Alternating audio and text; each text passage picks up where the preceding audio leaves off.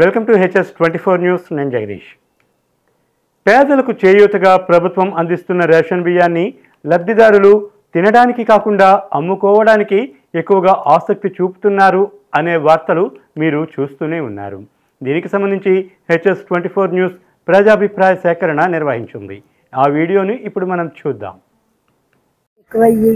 కొంతమంది తినలేక అమ్మేసుకుంటున్నారు.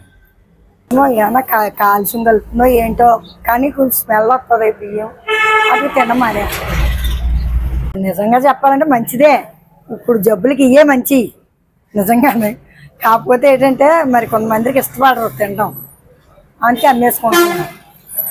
కొంచెం మంచి బియ్యం లాంటివి ఇస్తే తింటారు, దాంట్లో కొంచెం క్వాలిటీ ఉన్నాయి ఇస్తే తింటారు, ఇంకెవరు అమ్ముకోరు. ఉంటారండి, 100కి ఒక 60% ఉంటారండి, ఉంటారు. అందరూ ఉన్నవాళ్ళు ఉంటారు కదమ్మా, లేని వాళ్ళు ఉంటారు, ఉన్నవాళ్ళు ఉంటారు, తింటారు, అమ్మేసుకుంటుంటారు. రేషన్ బియ్యం మేమైతే తింటున్నామండి. వేరే వాళ్ళు మామూలు బయట వాళ్ళు అయితే అమ్మేసుకోవడం కారణం ఏంటంటే కొద్దిగా లావుగా ఉండడం వల్ల వాళ్ళు అమ్మేసుకుంటున్నారు. నేనైతే తింటున్నాను. అంటే ఆ రైస్ కొద్దిగా క్వాలిటీ, కొద్దిగా ప్రభుత్వం దయచేసి కొద్దిగా క్వాలిటీ ఇస్తే, కొద్దిగా సన్నగా ఇస్తే వాళ్ళు కూడా తింటారేమో అని నేను అనుకుంటున్నాను. కొద్దిగా బెటర్గా దింపితే ప్రభుత్వం వాళ్ళు అమ్ముకోకుండా ప్రతి ఒక్కరు కూడా ఇది తింటారని నేను చెప్తున్నాను.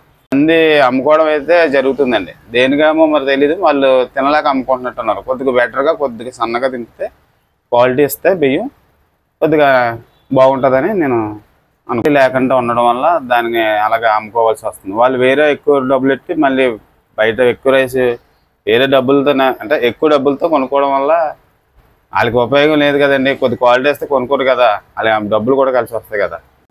ఇలా కొద్ది సన్నగా ఇస్తే అమ్ముకోరండి. అలా ఎందుకు అమ్ముకుంటారండి? ఇంకా అమ్ముకోరు కదా. ఇంకా అమ్ముకోవడానికి ఇంకా సూపర్ ఉంటే, ఇంక రైస్ బాగుంటే ఇంకెవరు అమ్ముకుంటారండి?